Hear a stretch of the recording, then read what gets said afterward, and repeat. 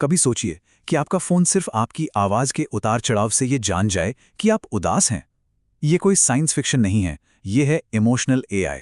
आज हम इसी टेक्नोलॉजी को समझेंगे कि ये काम कैसे करती है और हम ये कैसे पक्का कर सकते हैं कि ये हमारी मदद करे, हमें कंट्रोल नहीं। देखिए, हमारा मकसद किसी को डराना बिल्कुल नहीं है, बल्कि तैयार करना है। ये समझना कि ये टेक्नोलॉजी कैसे काम करती है आज की डिजिटल दुनिया में सुरक्षित रहने के लिए बहुत ज़रूरी है। तो चलिए इसे थोड़ा और करीब से जानते हैं। हम सब जानते हैं कि टेक्नोलॉजी हमारे क्लिक्स और सर्च को ट्रैक करती है, लेकिन अब ये एक कदम और आगे बढ़ रही है। अब ये हमारी भावनाओं को, हमारे एहसास को समझना सीख रही है। अगर बिल्कुल आसान भाषा में कहें तो ये मशीनों को वो चीज़ सिखाने जैसा है जो हम इंसान कुदरती तौर पर करते हैं, यानी एक दूसरे की भावनाओं को समझना। तो सवाल ये है कि आखिर ये टेक्नोलॉजी काम कैसे करती है, ये हमारी भावनाओं को पढ़ती कैसे है। चलिए उन 4 मुख्य तरीकों को देखते हैं जिनसे ये जानकारी इकट्ठा करती है। सबसे पहले तो ये कैमरे से हमारे चेहरे के भावों को देखती है, फिर माइक्रोफोन से हमारी आवाज़ के उतार चढ़ावों को सुनती है। इसके अलावा हमारे लिखे हुए शब्दों का विश्लेषण करती है और यहाँ तक कि हमारी स्मार्ट वॉच से हमारे शारीरिक संकेतों को भी महसूस करती है। और जो बात इसे वाकई में बहुत शक्तिशाली बनाती है वो ये है कि जब इन सभी संकेतों को एक साथ जोड़ा जाता है तो कंपनियां हमारे मूड का एक बहुत ही सटीक नक्शा बना सकती हैं। उन्हें पता चल सकता है कि हम कब खुश हैं, कब परेशान हैं या कब तनाव में हैं। और ये कोई भविष्य की बात नहीं है, ये आज हो रहा है। कुछ शॉपिंग ऐप्स चेहरे के भावों को ट्रैक करते हैं, नई कारों में लगे कैमरे ड्राइवर की थकान का पता लगाते हैं, और कॉल सेंटर आपकी आवाज के लहजे से ये समझ सकते हैं कि आप कितने परेशान हैं। अच्छा, अब जब हम ये जानते हैं कि ये काम कैसे करता है तो ये समझना भी जरूरी है कि हमें किन बातों से सावधान रहना चाहिए।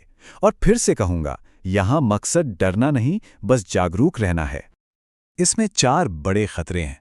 पहला, ये अक्सर हमारी सहमति के बिना होता है। हमारी भावनाओं को चुपके से ट्रैक किया जाता है। दूसरा, हमारी भावनाओं का इस्तेमाल हमें चीज़ें खरीदने या कुछ खास विचारों पर यकीन करने के लिए किया जा सकता है। तीसरा, ये सिस्टम भेदभाव कर सकता है। और चौथा, इस डेटा का गलत इस्तेमाल हो सकता है। एक मिसाल से समझते हैं। सोचिए, अगर किसी सिस्टम को यह पता चलता है कि कोई व्यक्ति दुखी है तो उसे तुरंत कंफर्ट फूड या शॉपिंग के विज्ञापन दिखाए जा सकते हैं, या अगर कोई गुस्से में है तो उसे भड़काऊ राजनीतिक कंटेंट दिखाया जा सकता है। ये भावनाओं का सीधा सीधा हेरफेर है।